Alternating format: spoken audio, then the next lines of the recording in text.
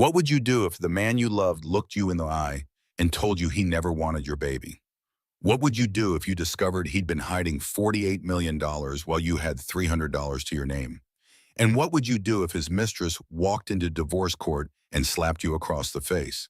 This is the story of Mallory Bennett, a woman who thought she had married her Prince Charming, a graphic designer who gave up everything for love, who spent 7 years making herself smaller, quieter, more convenient, until the night she told her millionaire husband she was pregnant with his child. That's when the fairy tale shattered, because Grant Bennett had been planning his escape for years, hiding millions, building a secret life with his assistant, and now he wanted full custody of a baby he claimed Mallory was too unstable to raise. But here's what Grant didn't know. The court-appointed mediator sitting across the table, the man who would decide Mallory's fate, he was hiding a secret too, a secret that would change everything. This is a story about betrayal, hidden fortunes, and the moment one woman finally stopped apologizing for breathing. Stay with me, because what happens in that courtroom will shock you. Let's begin. The pregnancy test sat between them on the marble kitchen island like a grenade with the pin pulled. Mallory's hands trembled as she watched Grant's face. She had imagined this moment for months. The joy, the tears, the embrace. Instead, his jaw clenched. His phone buzzed. He glanced at it. "Grant?" Her voice cracked. "Did you hear what I said? We're having a baby." "I heard you." He did not look up from his phone. His thumbs moved across the screen, typing to someone more important. The kitchen smelled like the dinner she had made. Coq au vin, his favorite. She had lit candles, worn the dress he had bought her last Christmas, the one she had never felt beautiful in because his eyes had glazed over when she had modeled it. "That's it?" The words escaped before she could stop them. "That's all you have to say?" Grant set down his phone. Finally, his blue eyes met hers, the ones that had convinced her she was the luckiest woman alive 7 years ago.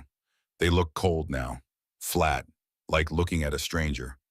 "Mallory," he said her name like a sob, like exhaustion. "We need to talk." Her stomach dropped. Those 4 words, the ones that preceded at every ending. She pressed her hand against her belly. 8 weeks, a tiny heartbeat she had heard just that morning, fluttering, strong. "About the baby?" She tried to smile.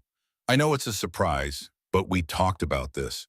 We've been trying for months and not about the baby."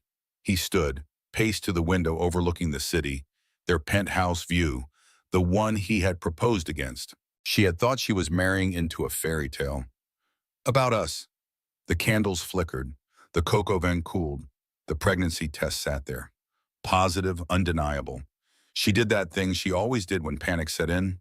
Counted. 1, 2, 3, breathe. 4, 5, 6, don't cry. 7, 8, 9, stay calm. On 10, but her hands would not stop shaking. "There is no us without talking about the baby, Grant. I'm pregnant with your child." "I didn't want this." The words came out flat, practiced, like he had rehearsed them. "I'm not ready to be a father." "But we talked about this last year. You said you wanted children. You said—" "Last year, I said a lot of things." He turned from the window. His face, God. His face looked like he had already left. Like his body was still there, but everything else had packed up and moved out. "I've been unhappy for a long time, Mallory." The room tilted. She gripped the counter. "Unhappy? This marriage, it's not working. We both know it." "I don't know that." Her voice rose. The pregnancy hormones, the shock, everything crashing together. "I had no idea you felt this way. Why didn't you tell me?" His phone buzzed again. He glanced at it. A small smile tugged at his lips. There, for whoever was texting him. A smile he had not given his wife in months. His pregnant wife. Who is she? The question came from somewhere primal. Some ancient knowing that lives in women's bones. "What?" "The person you're texting. Who is she?" "You're being paranoid." "Am I?" She grabbed his phone from the counter. He lunged for it, but she was faster. Pregnant, terrified, but faster. The screen lit up. "Tessa, did you tell her yet? I'm tired of waiting." The world stopped. The candles, the food, the fairy tale. Everything stopped. Mallory, give me the phone. He reached for it. She stepped him, scrolled. Months of messages, photos, plans, a whole relationship, a whole life. While she had been planning nurseries and picking out baby names. How long? She could not breathe. The room was too small. Her dress was too tight. Everything was too much. How long have you been sleeping with your assistant? It's not what you think. How long, Grant? 14 months. 14 months. She was 8 weeks pregnant, which meant the baby was his. She knew how calendars worked. He had been with her too, with both of them. The baby is yours, she whispered. I know that. He said it with certainty, with resentment. I know how to use a calendar, Mallory. She sank onto the kitchen stool. Her legs would not hold her anymore. 14 months, over a year, while she had been trying to save their marriage, while she had been seeing a therapist to figure out why she felt so lonely, while she had been praying for a baby to bring them closer together. I want a divorce. 3 words, simple, final. The fairy tale did not just end. It revealed itself as a nightmare she had been living all along. Mallory sat in Claire's apartment. Had she driven here? She could not remember. The last 6 hours were a blur of Grant's voice, calm, detached, explaining how he had fallen out of love, how Tessa understood him, how he hoped they could be civil about this, civil, while she had vomited in the bathroom, while her whole world collapsed. He said what? Claire's voice cut through the fog, her best friend since college, the one who had bitten her tongue at the wedding when everyone else was crying happy tears. That he wants a divorce, that he's been cheating for over a year, that he never wanted the baby. Mallory's voice sounded hollow, empty. All while I'm 8 weeks pregnant with his child. Claire's apartment smelled like turpentine and coffee, canvases everywhere, photographs pinned to every wall. Life. Claire's place always felt like life. Messy, real. Nothing like the sterile perfection of the penthouse Mallory had just fled. I'm going to kill him. Claire was not joking. Slowly, painfully, maybe with his own golf clubs. That won't help. It'll make me feel better. Mallory's phone buzzed. 53 missed calls from Grant, 47 texts. The preview showed on her lock screen. Grant, we need to discuss this rationally. Grant, you can't just leave. Grant, my lawyer will be in touch. His lawyer. Already, like he had had this planned, like he had been preparing while she had been picking out crib designs. What am I going to do? Mallory whispered. I have no money. Everything is in his name. The apartment, the cars, even my credit cards are on his accounts. When did that happen?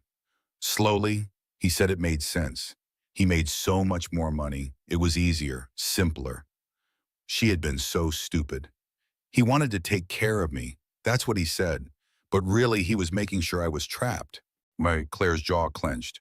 Classic financial abuse. Don't call it that. Why not? That's what it is, Mal. He isolated you from your career, made you dependent on him. I chose to quit my design job. After he told you his wife didn't need to work, after he made you feel guilty every time you had a late meeting, after he criticized every project until you stopped enjoying it. Claire knelt in front of her. I watched it happen. We all did. But you seemed happy, so we stayed quiet. Had she been happy? Or had she just been performing happiness? Somewhere in the last 7 years, Mallory had disappeared. She had become Grant's wife, the woman in designer dresses at his company events, the one who smiled perfectly and never disagreed and slowly forgot she had once had her own dreams. I do this thing, Mallory said suddenly. When he comes home, I check his face, before he even says hello, checking his mood. Happy Grant means safe Grant. Tired Grant means quiet Grant. Angry Grant means it is somehow my fault. When did I start doing that? When did I start treating my own husband like a bomb I had to defuse every single day? Claire's eyes filled. Oh, honey, I thought I was being a good wife. You were being a scared one.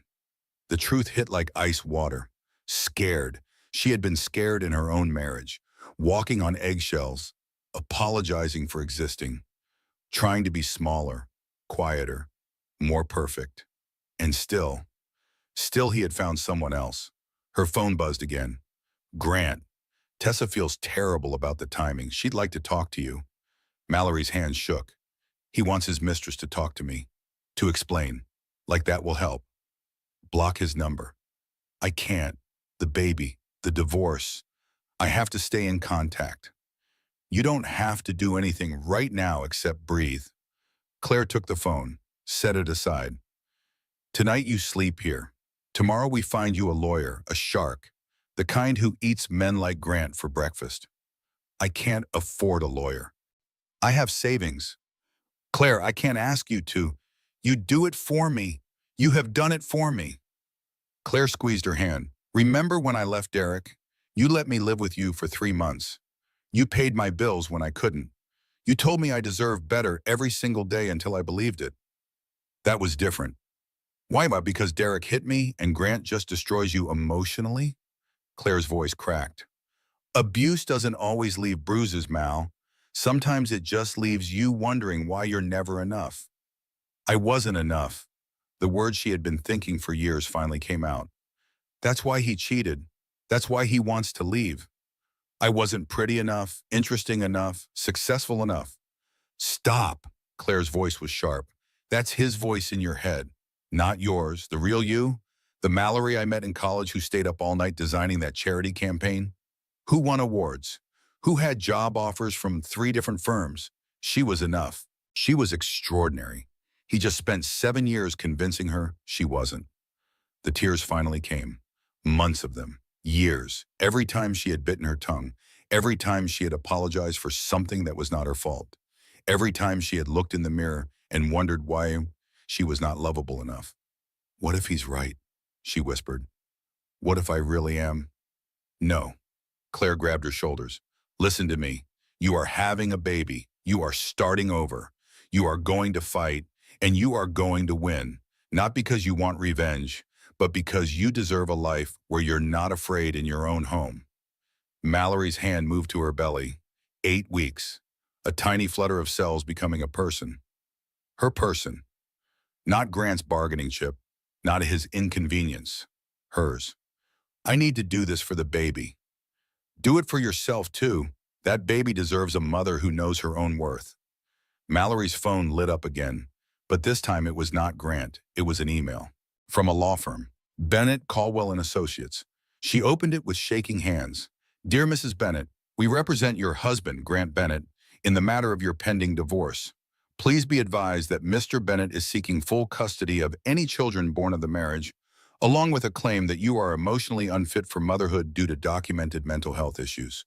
The room spun. He's trying to take the baby. Claire grabbed the phone. Read it. Her face went white. He can't do this. He has money, lawyers, power. Mallory's voice was hollow. I have nothing. Then we get you something. Claire was already dialing. My cousin Marcus, he's a divorce attorney. He owes me a favor, a big one. But Mallory could not hear her. All she could hear was that phrase. Emotionally unfit for motherhood. Grant was not just leaving her. He was going to destroy her. Take everything, even the baby she already loved more than her own life. This was not a divorce. It was war, and she had just realized she had shown up unarmed. Marcus Webb's office smelled like leather and old law books. Nothing like Grant's glass and chrome world. Marcus was rumpled, kind eyes behind wire-frame glasses, the kind of lawyer who actually listened instead of billing by the minute. Tell me everything, he said. So Mallory did. 7 years, compressed into 30 minutes. The whirlwind romance, the perfect proposal, the slow erosion of herself, the affair, the pregnancy announcement that had detonated everything. Marcus took notes, did not interrupt. When she finished, he set down his pen. You said everything is in his name. The apartment, the cars, everything? Yes, he said it was for tax purposes. Cleaner that way. And your income over the last 7 years? I quit my job 4 years ago. He wanted me to focus on being his wife, on supporting his career. Did you contribute to the household in other ways? Planning his events? Managing the home? Supporting his business? Yes, all of that, but I don't see how that matters. I didn't earn money. California is a community property state. It doesn't matter whose name is on the deed. Everything acquired during the marriage is 50-50. Your labor had value. Your contribution had value. Even if Grant convinced you it didn't, something cracked open in Mallory's chest. Value. She had value.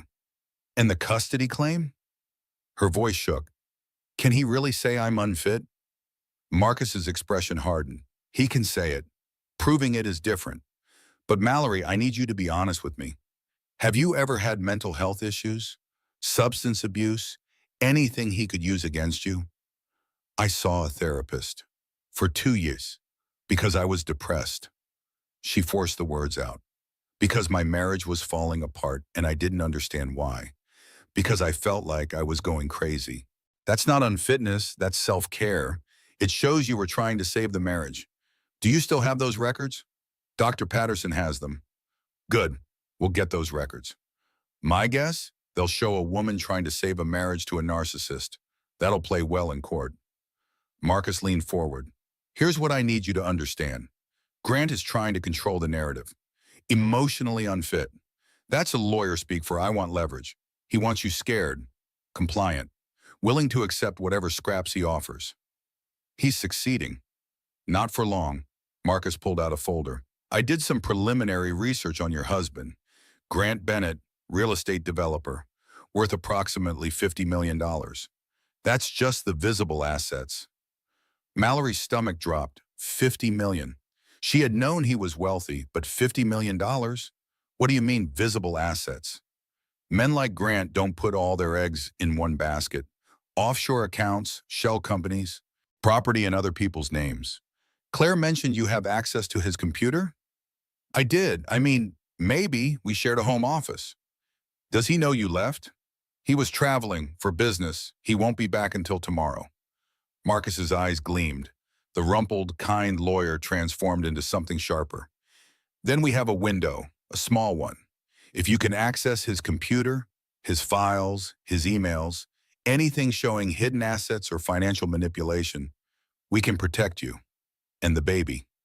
You want me to spy on him? I want you to collect evidence of marital assets that belong to you. There's a difference. Mallory's mind raced. She thought about all those nights Grant had worked late in his office. Door closed, computer password protected. She had walked past 1,000 times, never questioned, never looked. Good wives did not snoop. Good wives trusted. Good wives made themselves small and invisible and convenient. I don't know his password. Try birthdays, anniversaries, common phrases. Most people use something memorable. He's smarter than that. Maybe, but everyone has patterns. Marcus handed her a USB drive. This has software. Plug it in. It'll copy everything. Emails, documents, financial records. We're not doing anything illegal. You're entitled to this information as his spouse, but he doesn't need to know we have it yet. The USB drive felt heavy, wrong, like she was crossing a line. What if I get caught? You're retrieving your own financial information from your own home. You have every right. Marcus's voice softened. But Mallory, I need you to understand something. Grant is already playing dirty. That custody threat, that's just the opening move. He'll claim you're unstable. He'll bring up the therapy. He'll paint you as a gold digger who trapped him with a baby. He'll make you the villain. But I'm not. I know that. The truth knows that. But the courtroom, that's theater. And right now, he's got better writers. Marcus stood, extended his hand. You can be a victim, or you can fight back. Your choice. Mallory took his hand, felt the calluses, the strength. This man who did not know her but was willing to go to war for her. I'll get the files. The penthouse felt different, empty, like it knew she did not belong here anymore. Mallory stood in Grant's office, leather chair, mahogany desk, photos of them on their wedding day. She looked so young in the pictures, so happy, so stupid. In the photo, Grant gazed at her like she was everything. When had that changed? Month 3, month 6? Had he ever actually loved her? Or had she just been convenient? Pretty enough, quiet enough, easy to mold. She remembered their first date. He had taken her to that rooftop restaurant. Champagne, stars. He had asked about her dreams. She had told him about wanting to open her own design firm. He had said, "I'll help you make that happen." But he had not. Instead, slowly, carefully, he had made her dream sound foolish. The market is oversaturated. You'd be working 80-hour weeks. Don't you want to enjoy life? Until she had agreed, yes, she would rather enjoy life, be his wife, support his dreams instead of chasing her own. He never wanted a partner. He wanted an accessory. The truth of it settled in her bones. Every dinner party where he had introduced her as my beautiful wife, but never by name. Every time he had talked over her. Every decision he had made without asking her opinion. She had mistaken possession for love. Mallory sat at his computer.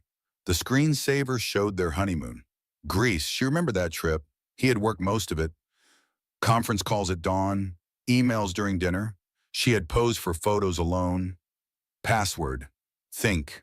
She tried their anniversary, invalid. His birthday, invalid. Her birthday, invalid. Their first date, invalid. What did Grant love more than anything? She typed, Tessa. The screen unlocked, and there it was. Everything. Not just hidden assets, not just offshore accounts, but years of emails, plans. Grant had not just fallen in love with his assistant. He had been planning this divorce for months, every move calculated, every asset hidden. While Mallory had been planning nurseries, her husband had been planning her destruction. The USB drive blinked. Copying, copying, copying, 43,000 files. Evidence that would either save her or make everything so much worse. The files were damning. Marcus spread them across his conference table like a map to buried treasure. Except the treasure was Mallory's marriage. Dead. Dissected. Every secret exposed. Holy shit. Marcus never cursed. He was cursing now. Mallory, this is big. This is really big. She had not slept. 48 hours since Grant's announcement. 48 hours of living in Claire's spare room, wearing the same clothes, eating nothing, staring at the ceiling, wondering how she had been so blind. Walk me through it, she said. Her voice sounded strange, detached, like it belonged to someone else. Marcus pulled up a spreadsheet. Okay, community assets, the ones he claimed existed, total around $5 million. The penthouse, 2 cars, his portfolio. That's what he was planning to split. And the hidden assets total $43 million. Marcus looked at her, really looked at her. Offshore accounts in the Caymans, shell companies in Delaware, property in Tessa's name purchased with marital funds. He's been systematically hiding money for at least 3 years. 3 years, before she had even wanted a baby. He had been planning his escape before she had known there was a problem. Mallory walked to the window. Marcus's office overlooked the city, all those buildings, all those lives. Somewhere down there, Grant was probably with Tessa, laughing, planning their future, not knowing his entire empire was about to collapse. She pressed her forehead against the cool glass. Remembered doing this at the penthouse, watching the city at night, feeling so small, so invisible, like she was watching real life happen to other people while she existed in some parallel dimension of loneliness. Why 3 years? She asked quietly. What happened 3 years ago? Marcus shuffled papers. According to the emails, that's when he met Tessa. Love at first sight, apparently. He started planning his exit strategy immediately. Love at first sight. While Mallory had been planning their 5th anniversary party, she had rented that vineyard, invited 50 people, given a speech about how lucky she was, how Grant was her soulmate, her everything. He had been sleeping with his assistant, hiding millions, planning to leave her with nothing. Can we use this in court?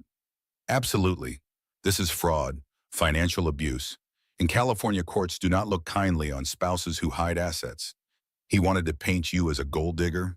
We're about to show the court he's an actual criminal. Will I get the money? My half? You'll get your half of the community property, all $48 million of it. Plus, given his behavior, probably spousal support and child support. Marcus leaned back in his chair. Mallory, you came in here terrified, broke, convinced you had nothing. You're about to walk away with $24 million. The number was absurd, impossible. She had grown up in foster care. She had had $300 in her checking account when she met Grant. $24 million was not real money. It was monopoly money, fantasy money. I don't want his money. Yes, you do, because that money means safety, independence, the ability to raise your child without ever having to ask Grant for anything. That's power, Mallory. Power. She had forgotten what that felt like. There's more, Marcus said carefully. The emails between Grant and Tessa. Some of them are about you. They're not kind.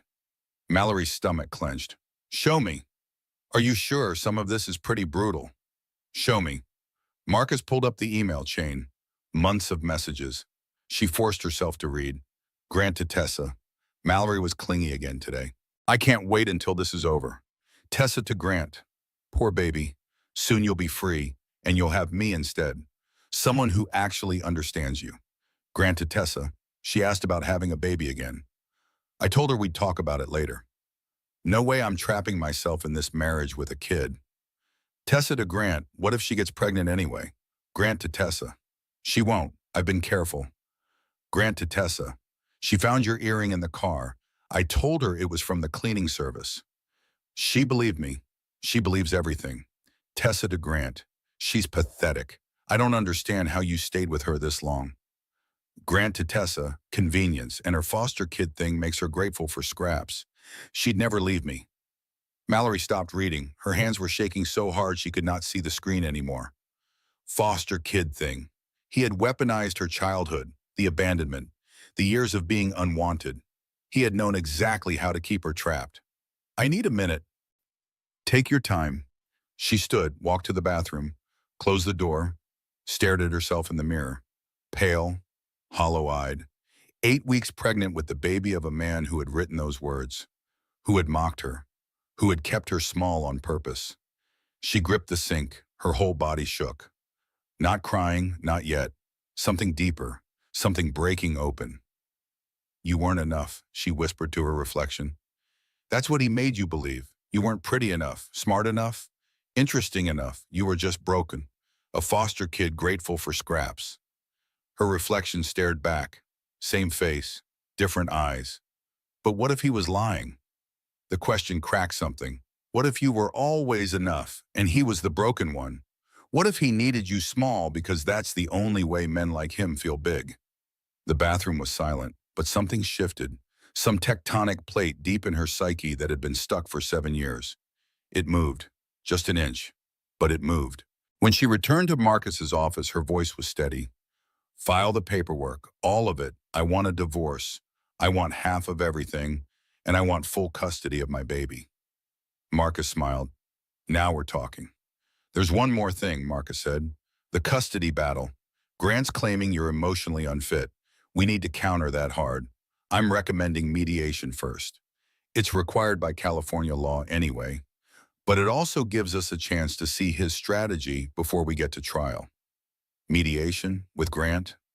With a court-appointed mediator, neutral third party. They'll make recommendations to the judge about custody and assets. It's not binding, but it carries weight. Mallory's hand moved to her belly. 12 weeks now. The nausea had passed. The baby was real. Growing, depending on her to keep it safe. When? 2 weeks. I'll have you prepped. We'll present our case. Show the financial fraud, the emails, everything. By the time we're done, the mediator will see exactly who Grant Bennett really is. What if it's not enough? Marcus's expression turned fierce. Then we go to trial, and we destroy him. Publicly, completely. But Mallory, I don't think it'll come to that. Men like Grant are cowards. Once they realize they can't win, they fold. Mallory left Marcus's office with a folder full of evidence. Proof of her husband's betrayal. His crimes, his cruelty. She should have felt victorious, empowered. Instead, she just felt tired. Tired of fighting, tired of hurting, tired of loving a man who had never loved her back. But she had 2 weeks. 2 weeks to prepare. 2 weeks to find strength she did not know she had. 2 weeks before she would sit across from Grant in a room with a stranger and fight for her future. She could do this. She had to do this. For the baby, for herself. For the girl who had grown up in foster care believing she was only worth keeping if she stayed small and grateful and convenient. That girl was done. And the woman emerging from her ashes? She was going to burn Grant's lies to the ground. Days bled together. Mallory moved from Claire's spare room to a small furnished apartment. Marcus had gotten her a temporary restraining order. Grant could not contact her directly, could not come near her. It should have felt like safety. Instead, it felt like war. Her phone buzzed constantly. Lawyers, documents, requests for information. The machinery of divorce grinding forward. Impersonal, efficient, destroying 7 years of marriage to one filing at a time. You need to eat. Claire appeared with Thai food. The baby needs nutrients. Mallory stared at the containers. Pad Thai, her favorite. Her stomach churned. I can't. You haven't eaten in 2 days. You're 12 weeks pregnant. That's not optional. Claire sat down. Opened the container. The smell of peanut sauce filled the tiny kitchen. One bite, then another. We'll make it through this meal the same way we're making it through everything else. One impossible thing at a time. Mallory took a bite, then another. Her body remembered hunger. Need, the baby fluttering inside her, a tiny dependent life that did not care about divorce proceedings or hidden assets or broken hearts. Marcus called, Claire said. The mediation is scheduled. Next Friday? 9 in the morning. I know. He wants to prep you. Go over questions. Practice staying calm. I am calm. You're numb. That's different. Was she numb, or was this what clarity felt like? The fog of Grant's gaslighting had lifted. Every day brought new revelations, new ways she had been manipulated, new evidence that the man she had loved had never existed. He had been a performance, a con, and she had been the mark. I keep remembering things, Mallory said quietly. Little moments I thought were love. Now I see them differently. Like what? Our 3rd anniversary. I'd planned this whole day. Picnic at the park where he proposed. Homemade scrapbook. I'd put so much work into it. She pushed the noodles around. He showed up 2 hours late. Said he'd been at work. Barely looked at the scrapbook. We went home early because he had calls to make. Asshole. But here's the thing, I apologized. I apologized for making him feel guilty about work, for not understanding that his career was demanding, for being too needy. Mallory looked up. I apologize for existing. That's the conditioning. He trained you to accept less, to blame yourself, to shrink. And Tessa was there, at his office, that whole time. The anger bubbled up, hot, visceral. She was probably the call he had to make. They were probably laughing about it, about stupid, clingy Mallory and her homemade scrapbook. Claire's hand covered hers. They don't get to take your memories. You loved him. That was real, even if his love wasn't. But that was the cruelest part. Her love had been real. She had meant her vows. She had built her life around this man, given up her career, her friends, her identity, all for a marriage that had been hollow from the start. I keep asking myself what I did wrong, what I could have done differently. But I'm starting to realize there was nothing I could have done because the problem wasn't me. It was never me. Say that again. The problem wasn't me. The words felt foreign, revolutionary.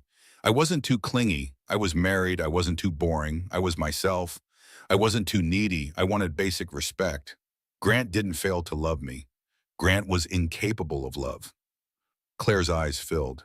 There she is. There's my girl. I'm so angry.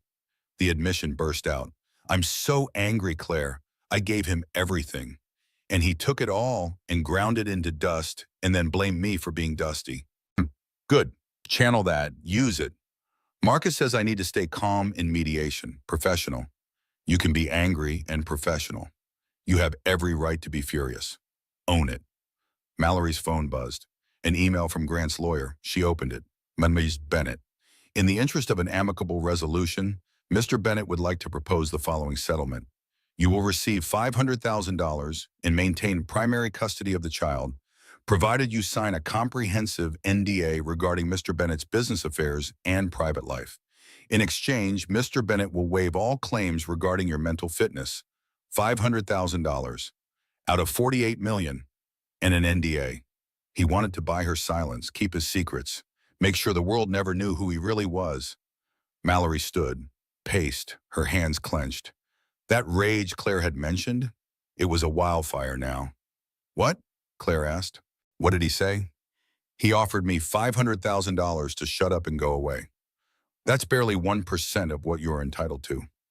He's offering me 1% of what I'm legally owed and trying to make it sound generous. Mallory grabbed her phone, typed a reply. Vanessa, please inform Mr. Bennett that his offer is rejected. I'll see him in mediation, and unlike him, I won't be hiding anything. She hit send. Her hands shook, not fear, adrenaline. What did you just do? Claire asked. I went to war. The next few days were a blur of preparation. Marcus drilled her on questions, responses, strategies. Grant's lawyer would try to paint her as unstable, as a gold digger, as a woman who had trapped a man with a pregnancy. They'll bring up the therapy, Marcus warned. Be ready. I went to therapy because I was depressed, because my husband was emotionally abusive. Exactly. Own it. Therapy isn't weakness, it's self-care. It shows you were trying to save the marriage while he was destroying it. What about Tessa? What about her? Will she be there? Marcus paused. Potentially, as Grant's support, or as a witness. California allows it. The thought of sitting across from the woman who had helped destroy her marriage made Mallory's stomach churn. But anger won. Tessa wanted to play mistress turned girlfriend? Fine. Mallory would show her exactly what she had really won. A liar, a fraud, a man who would throw her away the same way he had thrown away his wife the second someone younger came along. Let her come, Mallory said. I want her to see what she's really won. Marcus smiled. Save that fire for Friday. Friday night, Mallory sat in her apartment alone. The baby moved, just flutters, tiny waves, a reminder that she was not fighting for herself. She was fighting for this life, this future, this chance to break the cycle of abandonment that had defined her childhood. She placed her hand on her belly. I'm scared, she whispered. I don't know if I'm strong enough for this, but I'm going to try, Bitoy, because you deserve a mother who fights, who doesn't accept scraps, who knows her worth. The baby kicked, once, twice, like agreement, like encouragement. Mallory closed her eyes. Tomorrow the real battle began, in a neutral office with a stranger deciding her fate. But tonight she rested, gathered strength, prepared for war. She was done being small, done apologizing, done letting Grant control the narrative. Tomorrow she would walk into that mediation room, and she would burn his lies to ash. The mediation center was aggressively neutral, beige walls, bland art, fluorescent lights, like they had designed it specifically to drain all emotion from the proceedings. Turn human suffering into paperwork. Mallory arrived 20 minutes early. Marcus had insisted. Never let them have the psychological advantage of making you wait. She sat in the lobby, her hands clasped her purse. Inside were prenatal vitamins, tissues, the flash drive with all of Grant's secrets, evidence that would either save her or make her look like a crazy woman who had spied on her husband. You ready for this? Marcus appeared with coffee. Real coffee. Decaf, with extra cream, the way you like it. The kindness cracked something. Mallory blinked back tears. I think so. Remember the strategy. Stay calm, answer truthfully, don't let Vanessa bait you, and if Grant tries to engage emotionally, shut it down. He's not your husband anymore. He's the opposition. At 9 in the morning precisely, the mediator appeared. Richard Hayes, mid-50s, kind eyes behind wire-rimmed glasses.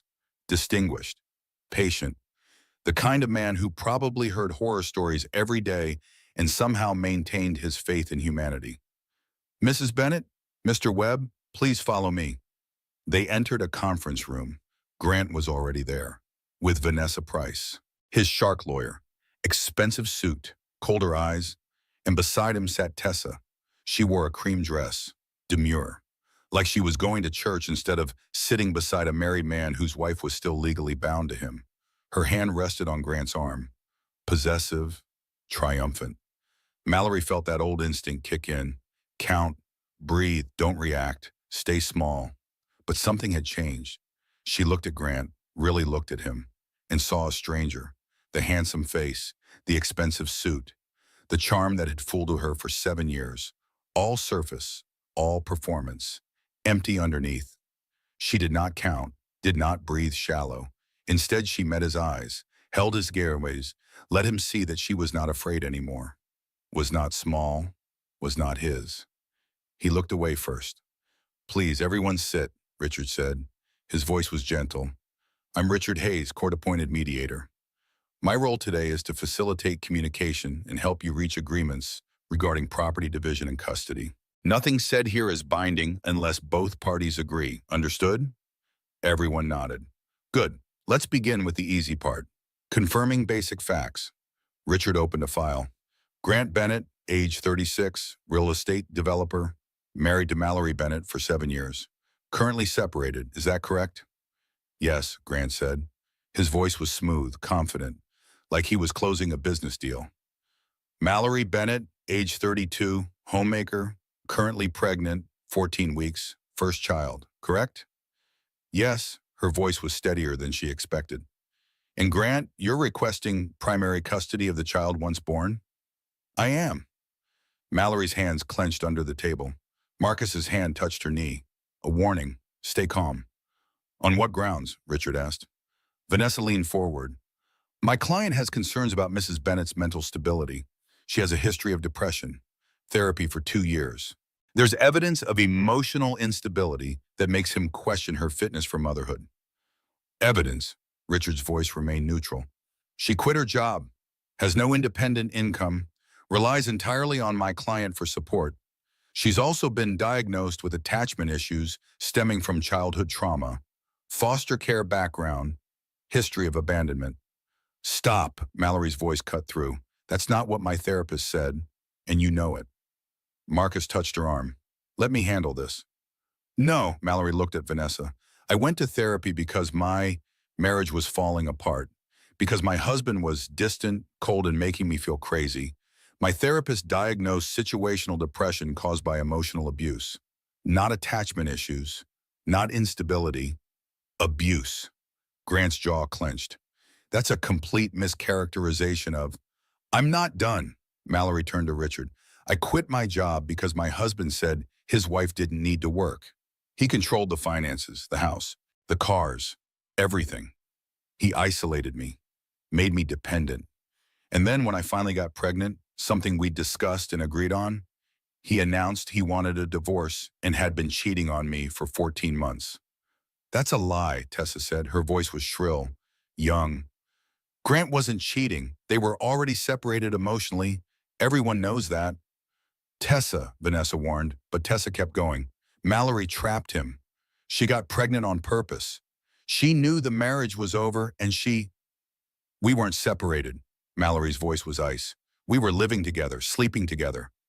I had no idea my husband was having an affair until the night I told him I was pregnant with his child. And then he announced he wanted a divorce. In our kitchen, while I was holding the pregnancy test." She looked at Richard. Her voice shook but held. "I'm not unstable. I'm not unfit.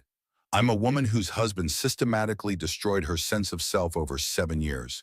Who made her believe she was nothing without him? Who hid millions of dollars while telling her she should be grateful for scraps? I went to therapy not because I'm weak, but because I was strong enough to know I needed help." Richard made notes. His expression gave nothing away. "Grant, your response?" Grant's mask slipped. Just for a second. Mallory saw the fury underneath. "Mallory is twisting everything, making herself the victim. Our marriage had problems. Both of us are to blame. I met Tessa and realized I deserve to be happy. That's not a crime." "No," Marcus said quietly, "but fraud is. Financial abuse is. Perjury is." "What are you implying?" Vanessa's voice sharpened. Marcus pulled out a folder, placed it on the table. "These are copies of documents Mrs. Bennett obtained from the marital home. Bank statements, emails, financial records. They show that Mr. Bennett has been systematically hiding assets for 3 years. Offshore accounts totaling $43 million, shell companies, property purchased in other people's names using marital funds, all of it concealed from his wife. Richard looked up. Is this true? Grant's face went white, then red. Those are private business files. She had no right to. She had every right. As your spouse. These are marital assets. Marcus spread out the documents. My client isn't asking for special treatment. She's asking for what she's legally entitled to. Half of the community property, which totals $48 million, not the $5 million Mr. Bennett claimed existed. The room went silent. Tessa stared at Grant. You said you were worth $8 million. You told me after the divorce we'd have enough to travel, to buy that house in Malibu. But if you're worth $48 million, Tessa, don't, Grant said. You lied to me too. Her voice cracked. You said Mallory knew about us, that you were separated, that she was fine with everything. This isn't the time, Vanessa said sharply, but Tessa was standing, her face red. You lied to everyone. You told me Mallory knew, that you were separated, that the marriage was over. You said she was cold, didn't love you. I never said that. Yes, you did. You said the marriage was dead, that she didn't care. Tessa turned to Mallory, and something flashed across her face. Recognition. Shame. Oh my God, you didn't know. You really didn't know. Mallory looked at the woman who had helped destroy her marriage, saw someone younger, dumber, just as manipulated. No, I didn't know. Tessa sank back into her chair. Her hands shook. He said you'd both agreed to divorce, that you just needed time to figure out logistics. He said you were fine with that. He lied to you, just like he lied to me. Grant stood. This is ridiculous. Tessa, we're leaving. Sit down, Mr. Bennett. Richard's voice had steel now. We're not done here. And based on what I'm seeing, we have a lot to discuss. The mediation paused for lunch. Mallory stood in the bathroom, alone. Her hands gripped the sink. She was shaking. Not fear, not anger. Something else. Relief? Vindication? Tessa's face when she had realized Grant had lied to her too. The crack in Grant's perfect facade. She looked at herself in the mirror, still pale, still tired, but different, stronger. The woman staring back had fought, had spoken up, had refused to be silenced. You did it, she whispered to her reflection. You told the truth. You stood up. The baby kicked. Agreement. Encouragement. They were in this together, mother and child. Two lives Grant had tried to control, tried to minimize, tried to erase. But they were still here, still fighting, still standing. When the mediation resumed, everything would change. She could feel it. The power shifting, the truth emerging, Grant's empire cracking, and she was ready. They returned to the conference room after lunch. The energy had shifted. Tessa sat apart from Grant now. Her face was blotchy. She had been crying. Richard shuffled papers. Before we continue, I want to address what happened before the break. Tessa, you're not a party to this mediation. You're here as Mr. Bennett's guest, but your testimony is relevant. Would you be willing to answer some questions? Tessa looked at Grant. He shook his head slightly. Don't. She looked at Mallory, then back at Richard. Yes, I'll answer questions. Vanessa leaned forward. My client objects. Miss Carmichael is not required to. I want to talk, Tessa said. Her voice was stronger now. I want to tell the truth. Richard nodded. How long have you been involved with Mr. Bennett? 14 months, since I started working as his executive assistant. And did Mr. Bennett tell you he was married? Yes, but he said the marriage was over. That they were just waiting for the right time to make it official. Did he tell you his wife was trying to get pregnant? Tessa's face crumbled. No, he said they hadn't been intimate in over a year. He said Mallory didn't want children, that she was focused on her career. Mallory's hands clenched. Every word was a lie, every single word. When did you learn Mrs. Bennett was pregnant? Richard asked. 2 weeks ago, Grant called me. He was furious. He said Mallory had trapped him, that she'd gotten pregnant on purpose to keep him in the marriage. Did you believe that? Tessa looked at Mallory, really looked at her. I did, at the time, But now I don't know. Everything he said about her was wrong. He said she was cold, materialistic, didn't care about him.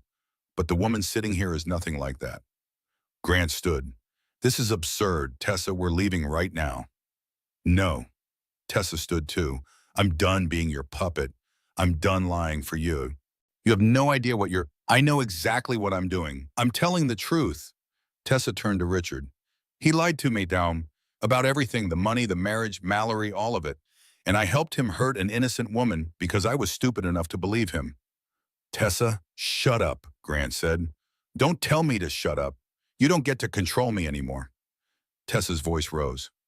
You know what he did? Last month, he asked me to sign papers. Said it was for work, HR stuff. But it was a real estate transfer. He bought a condo in my name using marital funds, so he could hide it from Mallory. I didn't even know what I was signing. Marcus's eyes lit up. Do you still have those papers? In my car. I can get them. Please do. Tessa left. The room was silent. Grant sat very still, his jaw clenched. The mask was gone now. What remained was rage, pure, undiluted. You're all going to regret this, he said quietly. Is that a threat, Mr. Bennett? Richard asked. It's a fact. You think you can take everything from me? Destroy my reputation? I've built this empire from nothing. I'm not going down without a fight. Nobody's trying to destroy you, Marcus said. We're just asking for what's fair. What's legal? Fair? Grant laughed. Cold. Bitter. You want fair? I gave Mallory everything. A home, a lifestyle, security. And this is how she repays me? By stealing my files? By turning my own girlfriend against me? By trying to take my child? Your child? Mallory's voice cut through. You didn't want this baby. You said so yourself. You told me to get rid of it. That's a lie. Is it? Should we listen to the voicemail you left me? The one where you said I had to choose between you and the pregnancy? That you wouldn't be tied to me forever because of my selfishness? Grant's face went white. I saved it, Mallory continued. Every voicemail, every text, every email where you called me crazy, manipulative, a burden. I have all of it. Tessa returned with a folder, handed it to Marcus. He flipped through it, looked up. These are real estate transfers purchased with funds from Mr. Bennett's business account during the marriage, in Miss Carmichael's name. That's legal, Vanessa said. Businesses can, not when the business is community property, not when the purpose is to defraud a spouse.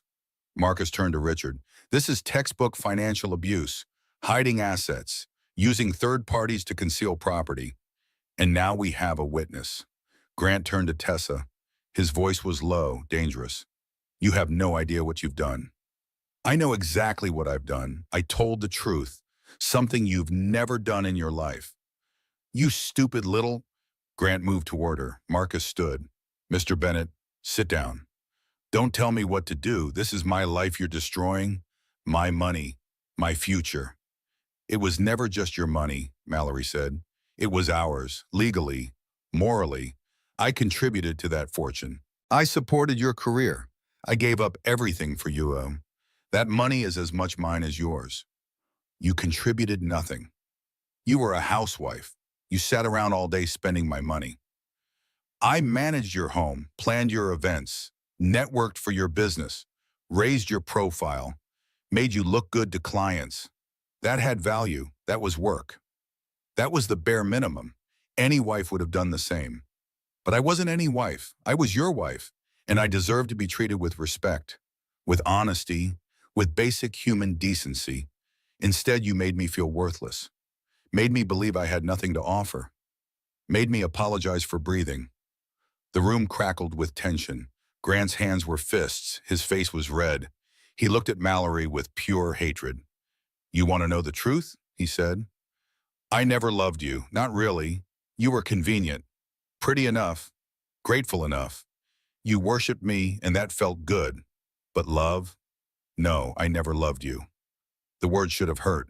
Should have destroyed her. But Mallory felt nothing. Just cold certainty. I know, she said quietly.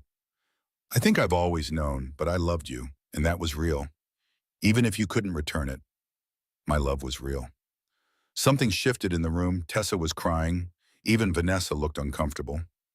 Richard made notes, his expression grave. And then Tessa did something nobody expected. She walked across the room, stood in front of Mallory, and slapped her. Hard, across the face. The sound echoed. Mallory's head snapped to the side. Her cheek burned. "I'm sorry," Tessa sobbed. "I'm so sorry. I helped him hurt you. I believed his lies. I thought I was special, different. But I was just another woman he used, and I helped him use you."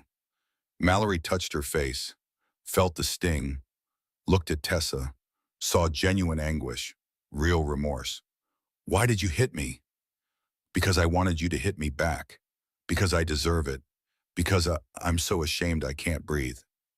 Richard stood. "Miss Carmichael, you need to leave, now. Violence is not tolerated in mediation." "Wait," Mallory said. Her voice was shaking.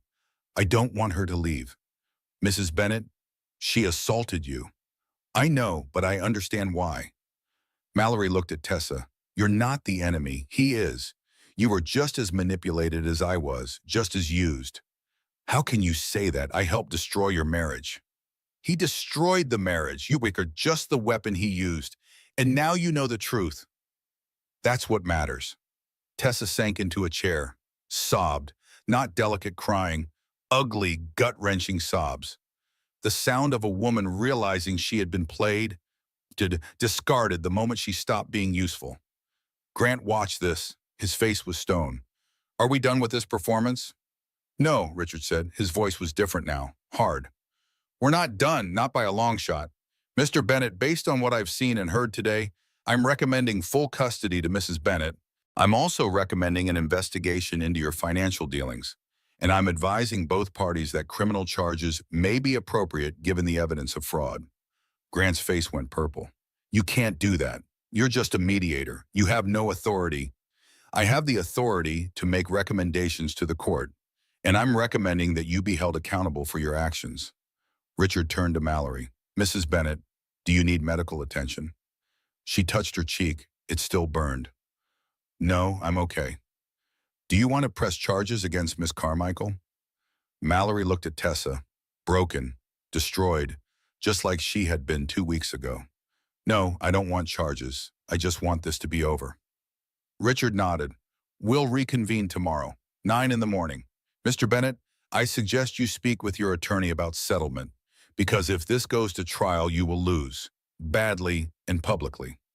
They left the conference room. Marcus put his arm around Mallory. "You did great in there, really great. I got slapped by someone who was trying to apologize. That's different." He paused. "Are you sure you're okay? Your face is pretty red."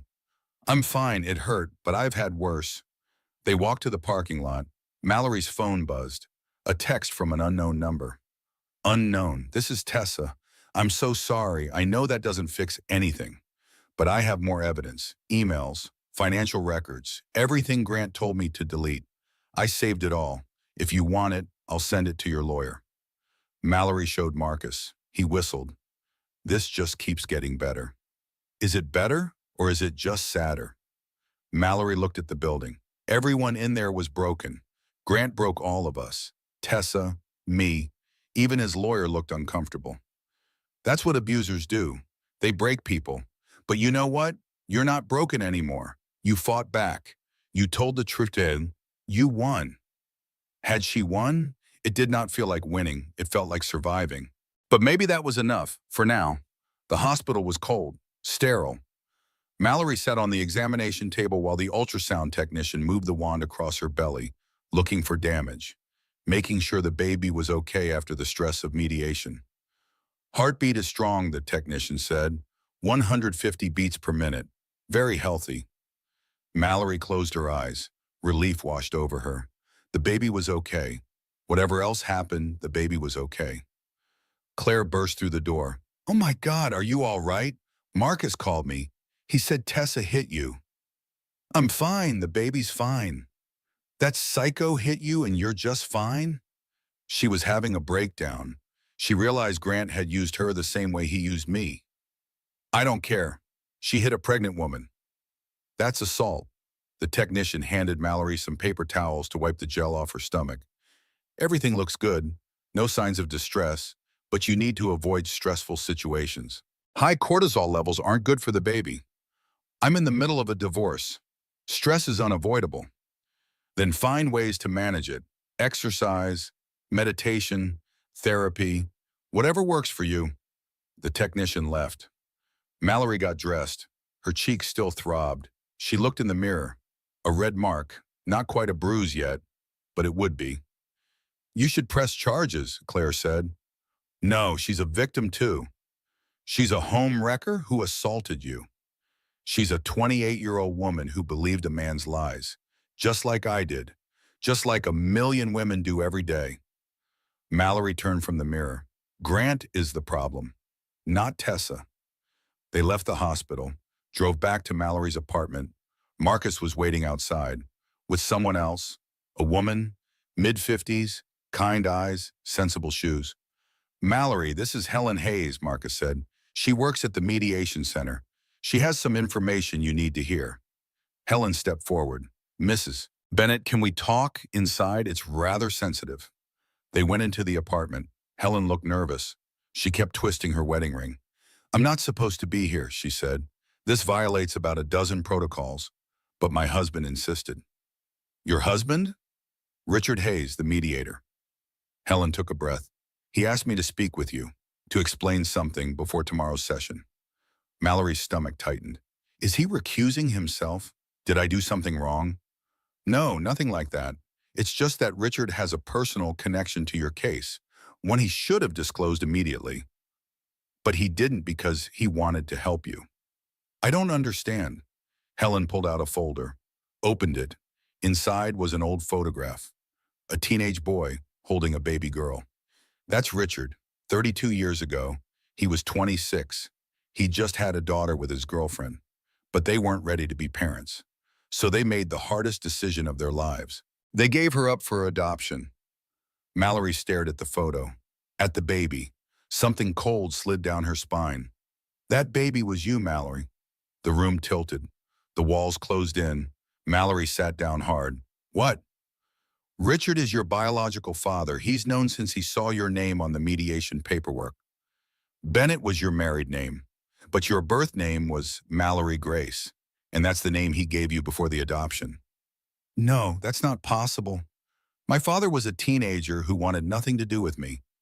He was a teenager who wasn't ready to be a father.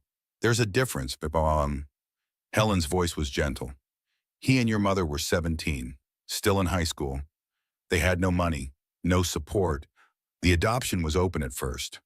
They got updates, photos, but then the adoptive family moved and cut contact.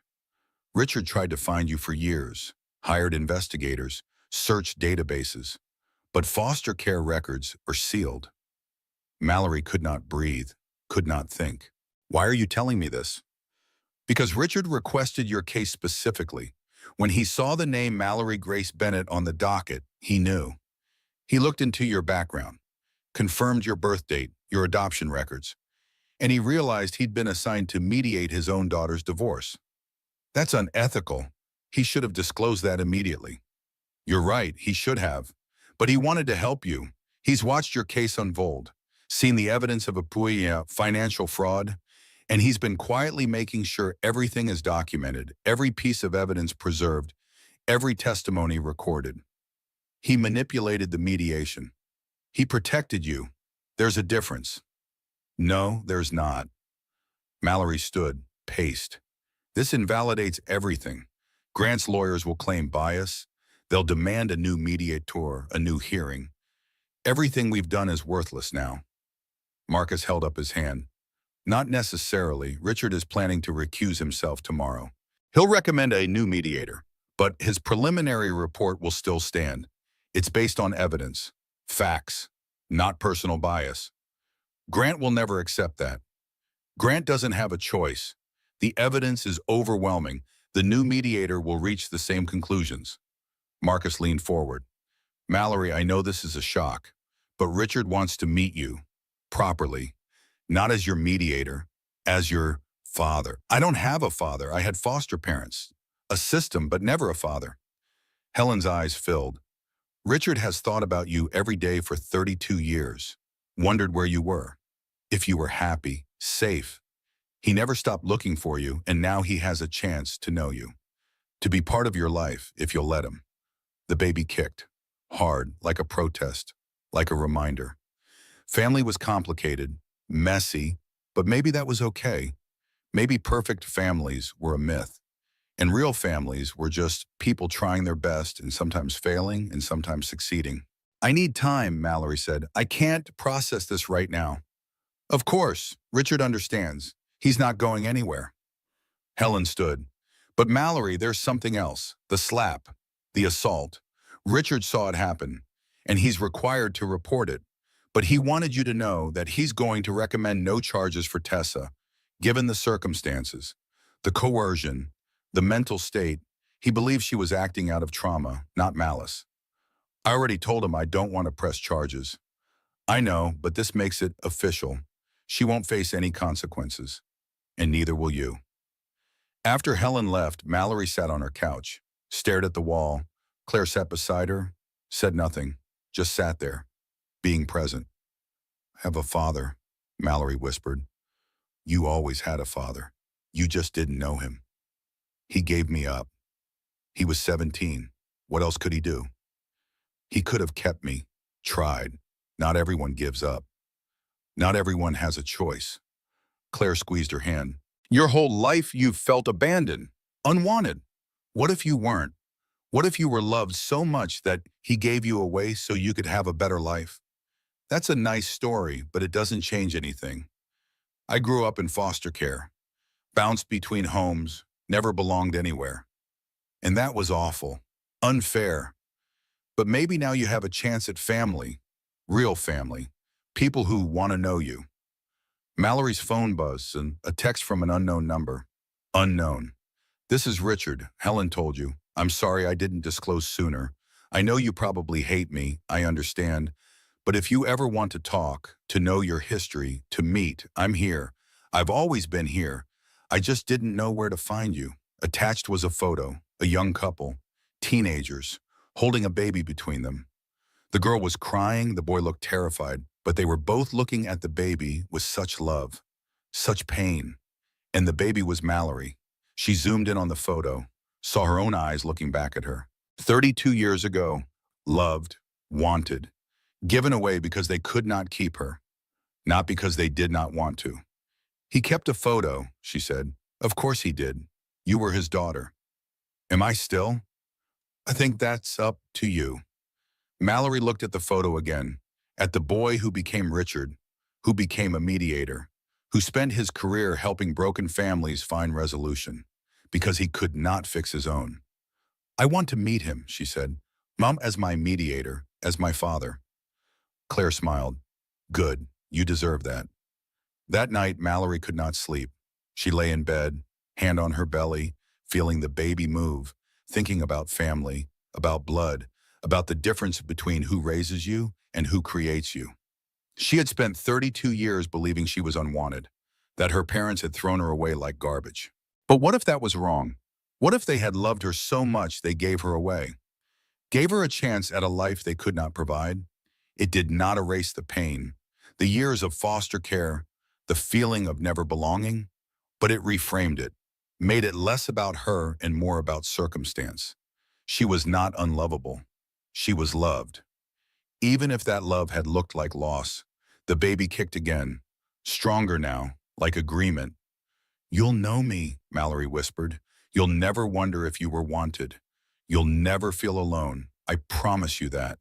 And for the first time in 2 weeks, she felt something other than fear or anger or grief. She felt hope. The coffee shop was neutral territory, not the mediation center, not her apartment, somewhere in between. Mallory sat at a corner table, watching the door, waiting. Richard arrived at exactly 3 in the afternoon. He looked different in civilian clothes, jeans, a sweater. Less like a mediator and more like a nervous father meeting his daughter for the first time. He spotted her, walked over, stood awkwardly. Mallory, thank you for agreeing to meet. Sit down, please. He sat, ordered coffee he did not drink. They sat in silence. Two strangers who shared DNA, who should know each other but did not. I don't know where to start, Richard said finally. Start with why. Why did you give me up? We were 17, your mother and I. We'd been dating for 2 years, high school sweethearts. When she got pregnant, we were terrified. Both our families were furious, wanted us to give you up immediately, but we tried. For 3 months, we tried to keep you. What happened? Reality, I was working 2 jobs, still trying to finish school. Your mother dropped out, stayed home with you. But we had no money, no support. We lived in a one-room apartment that barely had heat. You got sick, pneumonia, you were 2 months old and you almost died. Richard's voice cracked. The doctor said you needed better care, a stable home. We couldn't provide that, so we made a choice. The hardest choice of my life. We found a couple. They seemed perfect, financially stable, loving. They promised open adoption, updates, photos. We signed the papers. And then they moved, changed their number, cut contact. We tried to find you, hired a lawyer, but they'd done everything legally. We had no rights. The adoption was final. So you gave up? No, I never gave up. I became a court mediator specifically so I could work in family law, help other families stay together when mine couldn't. I searched databases, followed every lead, but foster care records are sealed. I couldn't find you. Mallory sipped her coffee. It was cold. I went into foster care when I was 3. The adoptive family decided they didn't want me after all. Too difficult, too needy, whatever excuse they used. Richard's face crumbled. God, I'm so sorry. I bounced around 7 different homes before I aged out at 18. Some were okay, most weren't. I never stayed long enough to matter to anyone. You mattered to me, you've always mattered to me. But you weren't there. I know, and I hate that. I hate that you suffered, that you felt alone. If I could go back and change it, I would in a heartbeat. But you can't. None of us can. They sat in silence. The coffee shop hummed around them, other people's lives, other people's problems. None of them knowing that in this corner, a father and daughter were meeting for the first time in 32 years. Why didn't you tell me during the mediation? Mallory asked, when you first realized who I was? Because I wanted to help you. I saw the evidence, read the filings, realized you were being abused. And I thought if I disclosed our relationship, they'd assign a new mediator. Someone who might not see through Grant's lies. Someone who might rule against you. So you violated ethics. For me. Yes, I'm not proud of it, but I'd do it again. You're my daughter, and I wasn't going to let him destroy you. He already destroyed me. I just didn't realize it until 2 weeks ago. Richard leaned forward. No, he tried to destroy you, but you're still here, still fighting. That takes incredible strength. I don't feel strong. I feel broken. Broken things can be fixed, and you're not as broken as you think. Richard pulled out a folder. I brought something. Your mother wanted you to have it, didn't? My mother? She's alive? Yes, we actually ended up getting married 5 years after the adoption. We have 2 other children. Your half-siblings? Emily is 25. Jacob is 23. Mallory's mind reeled. She had siblings, a mother, a whole family she had never known existed. Richard opened the folder. Inside was a letter, handwritten, dated 3 weeks after Mallory's birth. To our daughter, if you're reading this, it means we failed. We tried to keep you, tried to be the parents you deserved, but we weren't enough, so we're giving you to people who are. This is the hardest thing we'll ever do, but we love you too much to watch you suffer. You deserve warmth, food, safety, a future. We can't give you that. Not yet. Maybe not ever. Please know that we wanted you. We loved you. We held you every night and memorized your face. When we give you away, we're giving away a piece of our hearts. If you ever find this letter, know that we never stopped thinking about you, never stopped loving you, never stopped hoping you were happy and safe and loved by the people who took you. You were not a mistake. You were not unwanted. You were the most precious thing in our lives, and we failed you by not being able to keep you. We're sorry. We're so sorry. Love always, your parents. Mallory read the letter 3 times, tears streaming down her face. This whole time she had believed she was unwanted, unlovable, cast aside. But they had loved her. They had tried. And they had broken their own hearts to save hers. The couple who adopted me, she said, did they tell you why they gave me up? No, we only found out years later when I finally tracked them down. They said you were difficult, cried too much. They'd wanted a perfect baby. You weren't perfect. I was 3 years old. I know, they were selfish, cruel. If I'd known, I would have taken you back immediately. But by the time I found out, you were already in the system, and I had no legal right to you anymore. You could have fought for me. We tried. Our lawyer said it was impossible. The adoption was legal. Final. We had no standing. The state wouldn't even tell us which foster homes you were in. We were just two people who'd given up their parental rights. The system didn't care that we'd changed our minds. Mallory folded the letter carefully, placed it back in the folder. I spent my whole life feeling abandoned, believing my parents didn't want me. This letter changes everything. You were wanted, so wanted. We just couldn't keep you safe. And that failure has haunted me every day since. Stop apologizing. You were 17. You did what you thought was right. It wasn't right. It was expedient. There's a difference with Shane. You can't change the past. None of us can. But you're here now. That's what matters.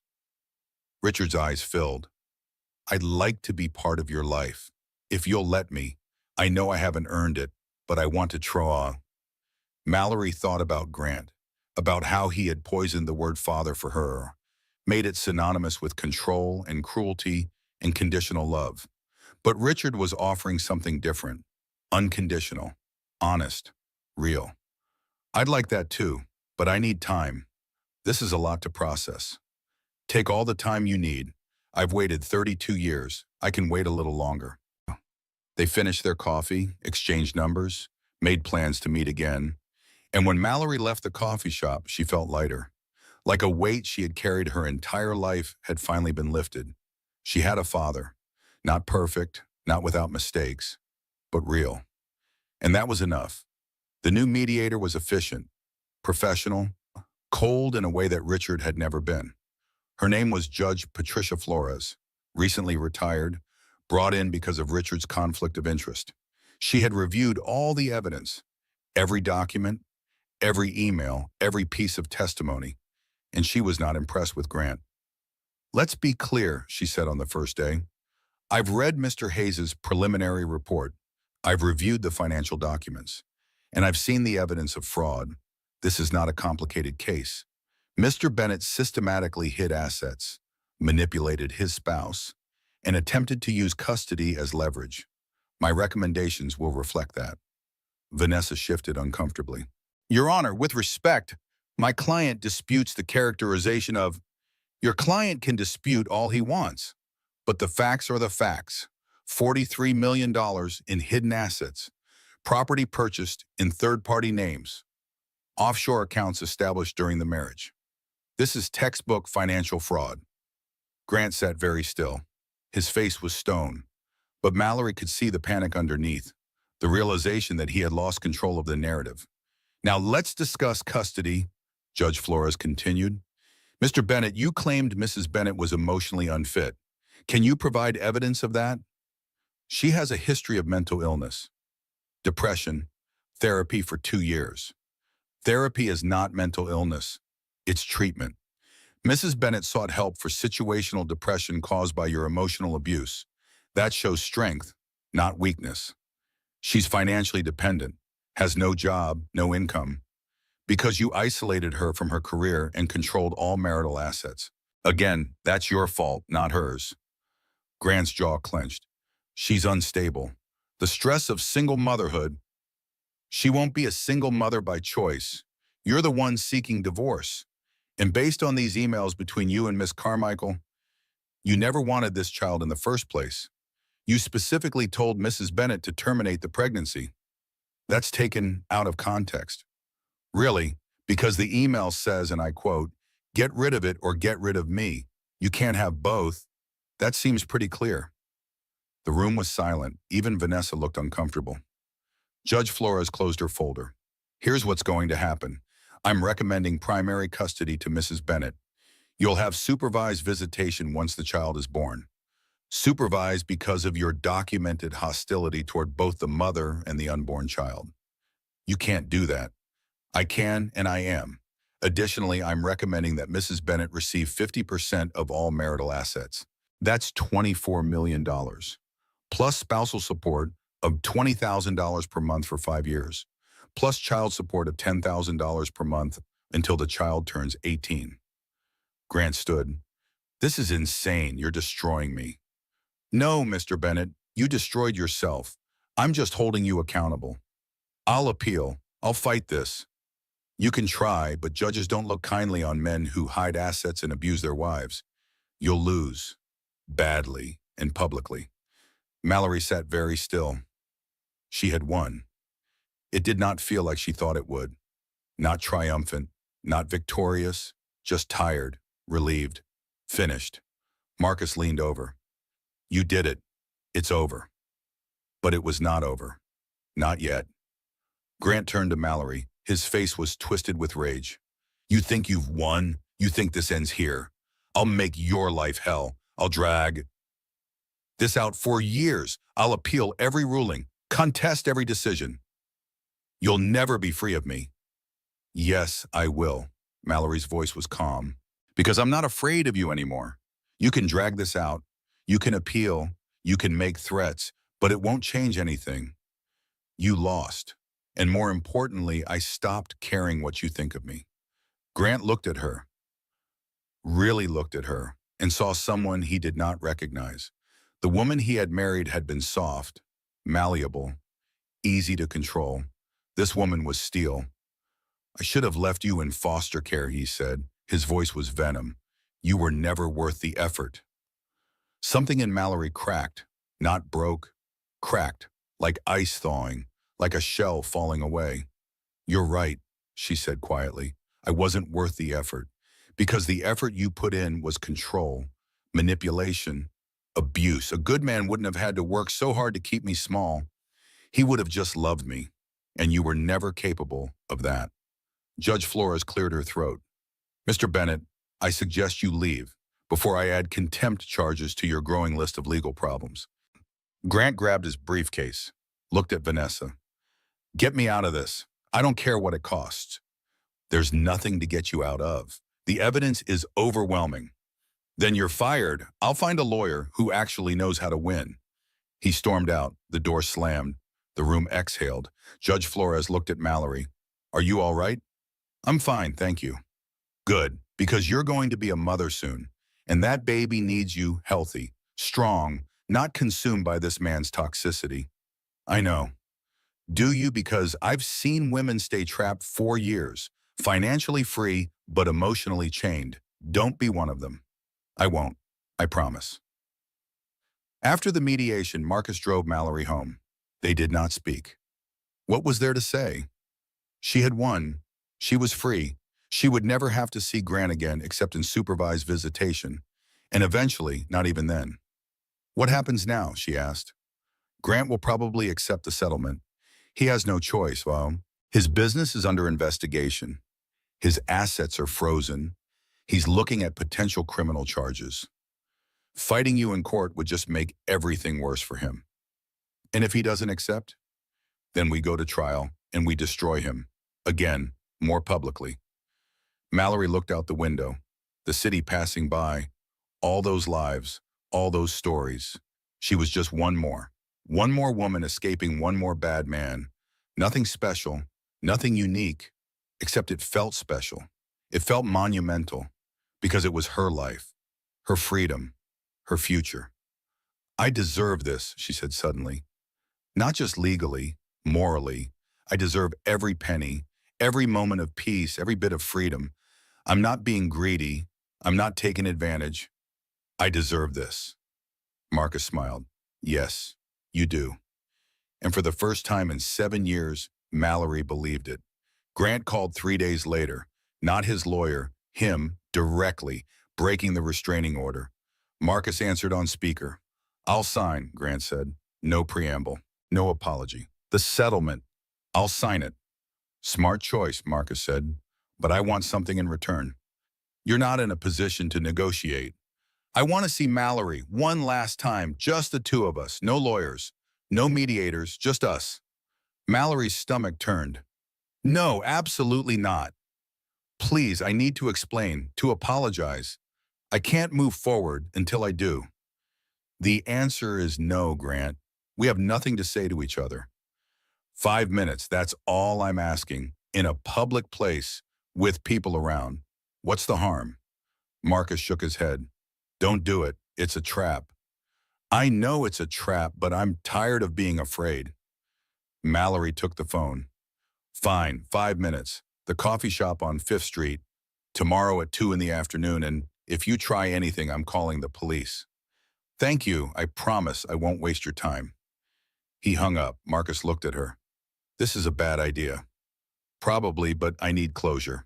And I think he needs to say whatever he needs to say so he can sign those papers and let me go. Or he's planning something, one last manipulation. Then I'll see it coming. I'm not the woman he married anymore. I know his tricks now. The next day, Mallory arrived early, chose a table in the center of the coffee shop. Maximum visibility. Claire sat 3 tables away, pretending to read, actually watching. Grant arrived exactly on time. He looked terrible, older, defeated, like the last month had aged him 10 years. He sat down. Thank you for coming. You have 5 minutes. I want to apologize for everything. The affair, the lease, the way I treated you. You deserve better. Is this the part where you expect me to forgive you, to absolve you? Because I'm not going to do that. I'm not asking for forgiveness. I know I don't deserve it. I'm just asking you to understand. Understand what? Why I did it. Why I became the person I became. Mallory crossed her arms. I'm listening. Grant took a breath. I grew up poor, really poor. We lived in a trailer. My dad was a drunk. My mom worked 3 jobs. I swore I'd never be like them. I'd make something of myself. So I worked 80-hour weeks, sacrificed everything, built my company from nothing. And it still wasn't enough. I still felt like that poor kid, like I had to prove something. So you married me to feel better about yourself? No, I married you because you made me feel like I'd finally made it. You were beautiful, educated. You looked at me like I was someone important, and I got addicted to that feeling, to being admired. And then you got bored. Not bored, scared. You started asking for things. Time, attention, a baby. And I panicked. Because if I gave you those things, I'd have to stop working, slow down. And I was terrified that if I stopped, I'd lose everything. End up like my dad. So you pushed me away. I pushed everyone away. My friends, my family, you. I thought if I just worked hard enough, made enough money, it would fill the hole inside me. But it never did. And Tessa was there, young, impressed. She didn't ask for anything. She just worshipped me. And I convinced myself that was love. Mallory leaned back. Do you want me to feel sorry for you? No, I just want you to know it wasn't about you. You weren't the problem. You were never the problem. I was. I know that now, but I wasted 7 years learning it. I'm sorry, I'm so sorry. They sat in silence. The coffee shop bustled around them. Grant looked at his hands. Can I ask you something? What? Do you hate me? Mallory considered. Did she? Hate took energy, investment, and she had none left for him.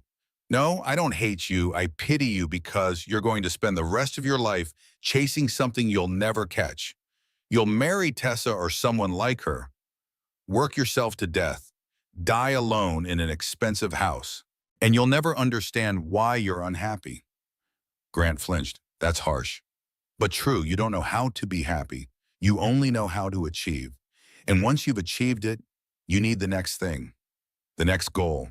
You're a hamster on a wheel. And I'm just sad I spent 7 years running beside you. What about the baby? Will you let me be part of its life?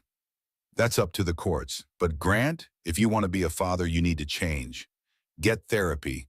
Figure out why you are the way you are. Because I won't let you do to our child what you did to me. I would never. You already have. You called this baby an inconvenience, a trap. You told me to get rid of it. You think a child doesn't sense that?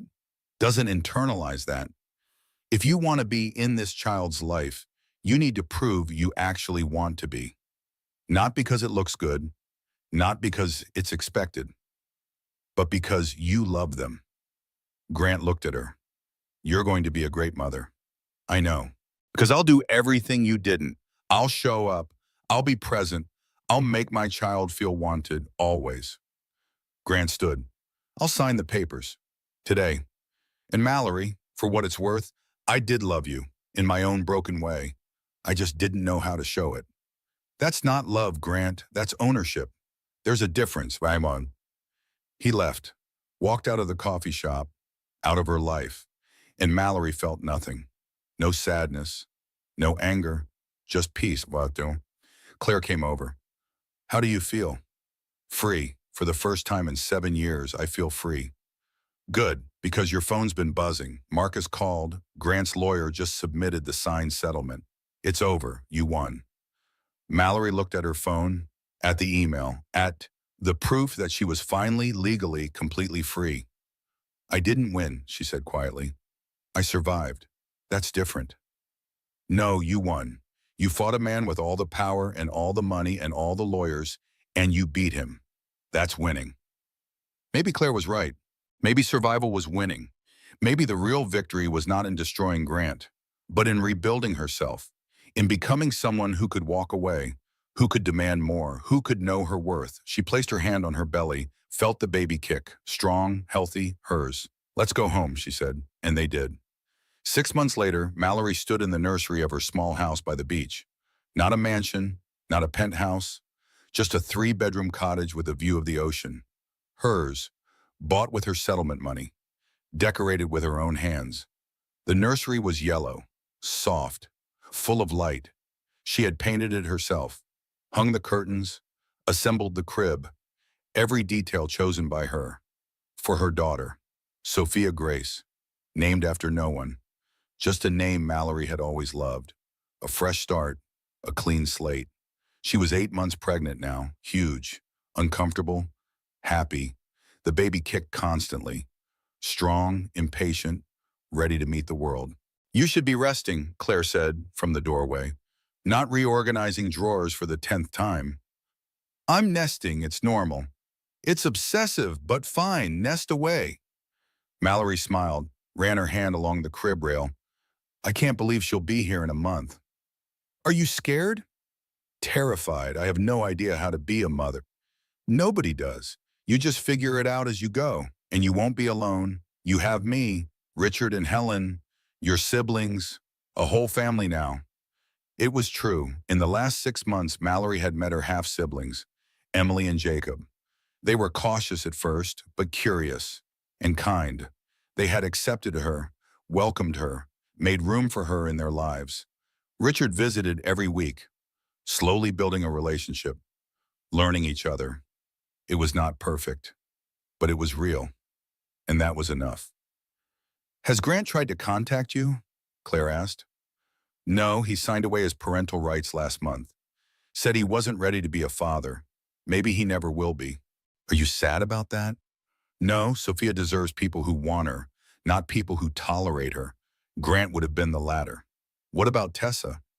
She sends Christmas cards. We're not friends, but we're not enemies either.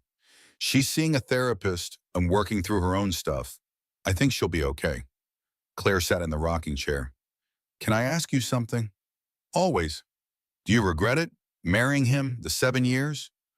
Mallory thought about it, really thought. No, because those 7 years led me here. To Sophia, to my family, to myself.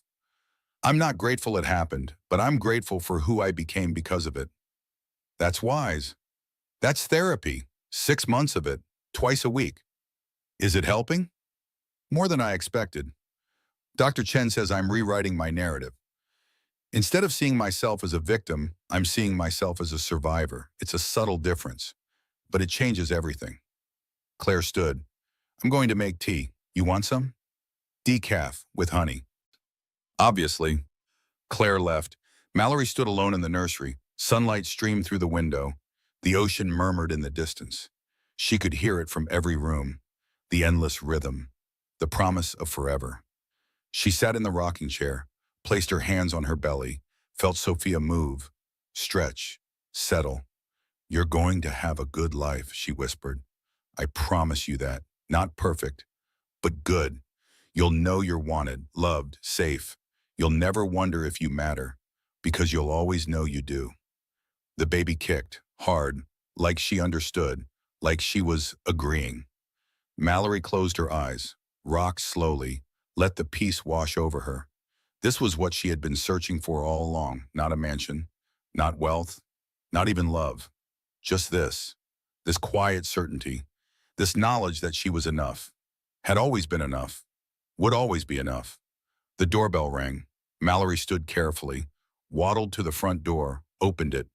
Richard stood there with Helen. We brought dinner, lasagna, Helen's recipe. You didn't have to do that. We wanted to. Can we come in? Of course. They ate dinner together, talked about nothing important, the weather, the nursery, baby names, normal family things, the kind Mallory had never experienced growing up, the kind she was creating now. After dinner, Richard helped with dishes. Can I ask you something? Sure, Mom. Do you think you will ever get married again? Try again? Maybe, someday, but not for a long time. I need to learn how to be alone, how to be enough by myself, before I can be with someone else. That's smart and healthy. It's terrifying, but necessary. Richard dried a plate, set it carefully in the cupboard. I'm proud of you. I know I don't have the right to say that. But I am. You fought for yourself, for Sophia. You didn't let him break you. He did break me. I just learned how to put myself back together. Differently. Better. That's even more impressive. They finished the dishes. Richard and Helen said their goodbyes, promised to visit again soon. Mallory closed the door, locked it, stood in her small house by the ocean. This was home. Not because it was perfect, but because it was hers. She walked back to the nursery, stood in the doorway, imagined Sophia sleeping in the crib, imagined herself rocking her, singing to her, teaching her about strength and worth and the difference between surviving and thriving. Her phone buzzed, a notification, an email from her new design firm. She had restarted her career 3 months ago. Small projects at first, business cards, websites. Now she had actual clients, actual work, actual purpose beyond Grant. She opened the email, a new project, big, important, exactly the kind of work she had dreamed about in college, before she had met Grant, before she had become small. She replied, accepted the project, felt that old excitement return, the joy of creating, of building something with her own hands, her own vision. This was who she was, not Grant's wife, not a victim, not damaged goods, just Mallory, mother, designer, survivor, enough. She turned off the nursery light, walked to her bedroom, got ready for bed. The routine was comforting now, not lonely, just hers. Before she climbed into bed, she walked to the bathroom, opened the medicine cabinet, and there on the top shelf was a pregnancy test, not the one from that horrible night. She had thrown that away. This was a new one, unopened, a reminder, not of what she had lost, but of what she had gained. She picked it up, looked at it, remembered standing in that marble kitchen, terrified, hopeful, stupid enough to think Grant would be happy, but she was not that woman anymore. That woman had died, and in her place was someone stronger, someone who knew her worth, someone who would teach her daughter to never settle, to never accept less, to never apologize for existing. She put the test back, closed the cabinet, looked at herself in the mirror. Same face, different woman. You did it, she whispered. You survived. You won. You were free. The baby kicked, strong, insistent, a reminder that the future was waiting, that tomorrow would come, that Sophia would arrive, and everything would change again. But this time, Mallory was ready. She climbed into bed, placed her hand on her belly, felt her daughter move. And for the first time in 7 years, she fell asleep without fear, without counting, without checking invisible exits. She fell asleep free. And when she woke up, it would be to a new day, a new life, a new beginning, one she had built herself with her own hands, her own strength, her own worth. Grant had taken 7 years from her, but she had taken something more valuable from him, and she had taken back herself. And that was worth more than all the millions in the world. Mallory's story didn't end in that courtroom. It began there. She walked away with her daughter, her freedom, and her worth. But most importantly, she walked away knowing she was always enough. If this story resonated with you, if you saw yourself in Mallory's journey, or if you know someone who needs to hear that they deserve more, hit that like button. Share this story with someone who needs it. Drop a comment telling me what moment hit you hardest. Was it the slap, the father revelation, or that moment when she finally stopped counting and started fighting? And if you want more stories like this, stories about real people facing impossible choices and finding strength they didn't know they had, subscribe to this channel. Turn on notifications. Because every week I bring you stories that matter. Stories that remind us we're not alone in our struggles. Thank you for listening to Mallory's story. Thank you for being here. And remember, you are enough. You have